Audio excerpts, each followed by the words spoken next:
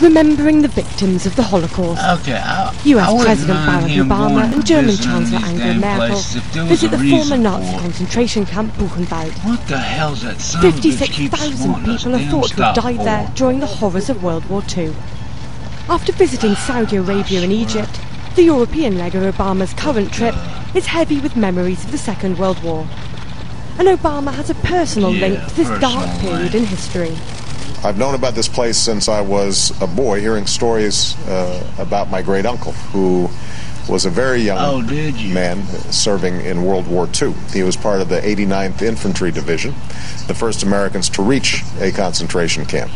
They liberated Ohrdruf, one of Buchenwald's subcamps.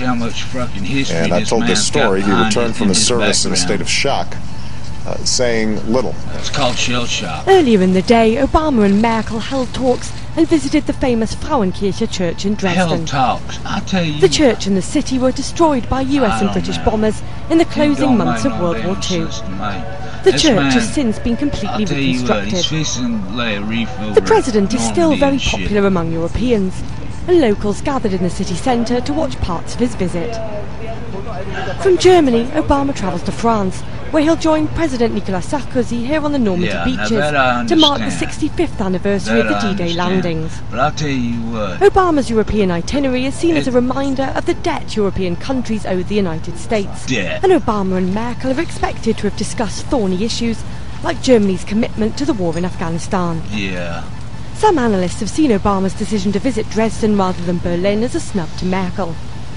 But others say this presidential visit is aimed at working on the basis of the US-German relationship rather than worrying about day-to-day issues. Joanna Partridge, Reuters. Angry steel workers marched through the streets of Vigo in northeastern Spain. Across town, armed riot police prepare to head them off. Protests such as this have been taking place across the region for almost a week. Unions representing around 30,000 metal workers are fighting for better wages. But on Tuesday, talks with management reached deadlock. It's been a hard time for steel workers in Spain in general. Earlier this month, ArcelorMittal cut back its Spanish operations. The global recession has taken its toll on the construction industry, and Spain's unemployment rate is currently the highest in Europe. On Wednesday, the Spanish government signed a deal with Arcelor, allowing temporary layoffs among its 12,000 Spanish workers. They say the move is necessary to combat weak demand and soft prices by temporarily cutting production.